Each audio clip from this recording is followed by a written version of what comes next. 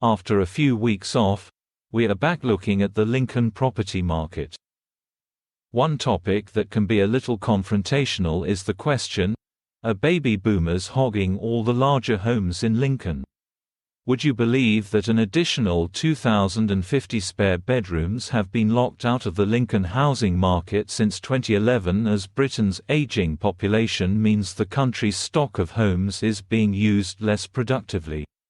The number of spare bedrooms in Lincoln between 2011 and 2021 increased from 39,577 to 41,627.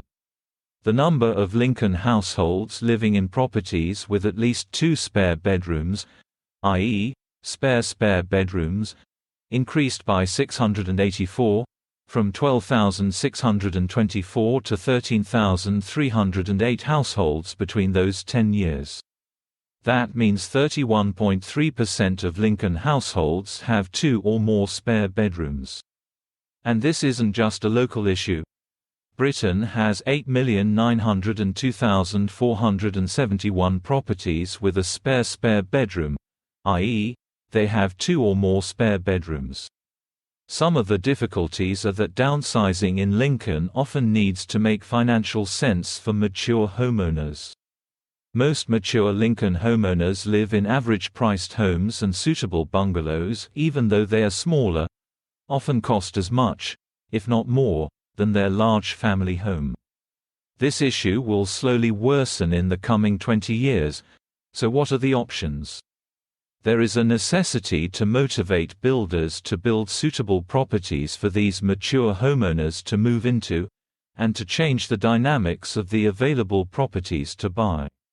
For example, there are only 2 million bungalows in the UK, and we only built just over 1,800 new ones in 2020, yet 7 in 10 UK people, circa 10.7 million, aged over 65 want to live in a bungalow. Secondly, there needs to be reform of the taxation rules on housing. Taxation works on the carrot or stick method. The stick could make it less attractive to stay in larger houses by increasing the higher council tax rates in the higher council tax bands. The carrot could incentivize mature homeowners to downsize with allowances on stamp duty or inheritance tax, thus making a move easier. However, the cost of living crisis and heightened energy bills could be doing the government's job for them. The number of larger Lincoln homes owned by mature homeowners, often for 25 years plus, has been snowballing in the last 6 months. This is good news for younger families that can afford to jump from their smaller homes, yet many can't afford to make the jump for the same reasons why mature homeowners are moving home. For example, of the 181,195 properties put on the market in the UK in November and December 2022, 56.9% were under £350,000. However, of the properties sold in the UK since Christmas 2022, 66.3% of them have been £350,000 or less. This means those homeowners in the middle to upper levels of the Lincoln property market need to be very realistic with this pricing, as the supply of the mid to high-range properties is outstripping the demand. Whilst it is not a good distribution of housing if you have some people in overcrowded households and others with spare bedrooms, everyone should be able to choose how to live.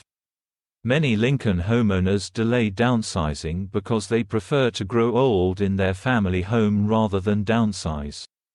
However, I often see mature homeowners downsizing too late, for example, when they have had a fall, are unable to manage the basics of gardening or cleaning, or the home becomes a physical hazard.